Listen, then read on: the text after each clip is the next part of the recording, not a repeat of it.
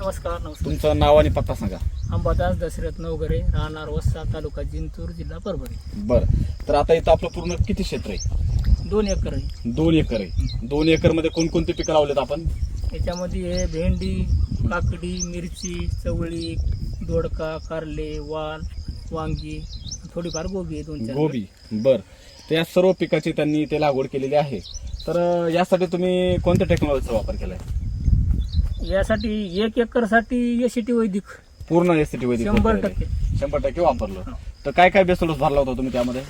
12 bag कृषी अमृत, बर, आणि शक्ती सम्राट, हो मिरॅकल, हो, हिमस गोल्ड, बर, आणि root charger, nutri charger, health charger, RNPH म्हणजे होते प्लांट चार्जर एक पुन्हा. प्लांट चार्जर ते पुढे 3-3 किलोचे 4 प्रत्येकी 3 किलो म्हणजे ते 12 किलो आणि 12 बॅग कृषामृत 12 बॅग आणि SSM पण 3-3 एक एक अशा पद्धतीने बेसल डोस त्याला दिलेला आहे. एक. किती दिवसाचा प्लॉट झालाय आज हा? ही आता 13 मे ची लागवड आहे, 13 मे म्हणजे आज 1.5 महिना झाली समजा. आज 2 2 जुलै. बरोबर आहे. म्हणजे जवळपास 1 महिना 15 दिवस झाले, हा, म्हणजे 1.5 महिना दीड झालेला महिन्याचा आहे. plot झाला. बरोबर आहे. तर 45व्या दिवशी तुमचा काय होतं? बेसल डोस आज शेड्यूल प्रमाणे रिपीट होतो. हा, ते लेट होऊ लागला म्हणून शिलाजीत स्टेटमेंट शिलाजीत केली. बेसल डोस दिल्यावर किती दिवसांनी शिलाजीत केली? 20 दिवसांनी. 20 दिवस. म्हणजे 3-3 किलो RNPH टाकलेलं होतं. आणि मग कोणती शिलाजीत केली? टॉप का बेस? जमिनीतून जमिनीतून सोडणं. खालून सोडल्याच्या नंतर तुम्हाला सांगतो फक्त 8 दिवस लागले सर. काकडी यायला. आता भैया बघ ना, ही काकडी सेटिंग किती झाली बघ ना ती. बघा. हा? किती सेटिंग घ्यायची ओव्हरऑल जर पाहिलं तर पूर्ण प्रत्येक कांड्याला सेटिंग पूर्ण आणि setting आहे, फळ तोडा ना सर एक ते खालचं हाती. आणि क्वालिटी बघा ना कशी, पूर्ण लव आहे त्याच्यावर. हे काटे बघा, काटे बघा काटे. बरोबर आहे.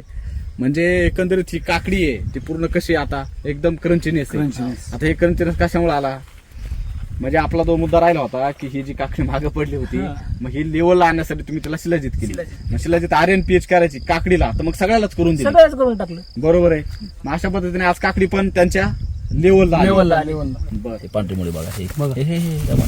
तुटल. साहेब हे काय आपण खून करून ठेवलं होती काय नव्हती. अजिबात नाही. आता ही मिरचीची क्वालिटी बघा सर तुम्ही. हे बघा बरोबर. काय क्वालिटी, काय चमक आहे बघा ना काय चमक आहे, हो. याच्यात. आणि हे फुटवे बघा ना किती. त्याचा शेंडा कस काय ओळखणार तुम्ही सर? आणि क्वालिटी जर पाहिली सर, मिरची आता 7 वाजले तर थोडा अंधार पडला हो, तरी हो. पण चमक बघा हो त्याच्यावर. हो बरोबर आहे. बरोबर. आता आपण एक कारले बघतोय सर, याच्यावर चमक बघा.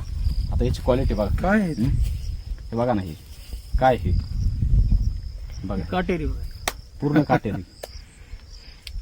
कच्चच खाऊ वाटते. कच्चं का वाटते? जे तरकारी करणारे बागायतदार शेतकरी किंवा तरकारी करणारे शेतकरी, त्यांना तुम्ही काय सांगाल? भाजीपाला जर करायचा असला हो.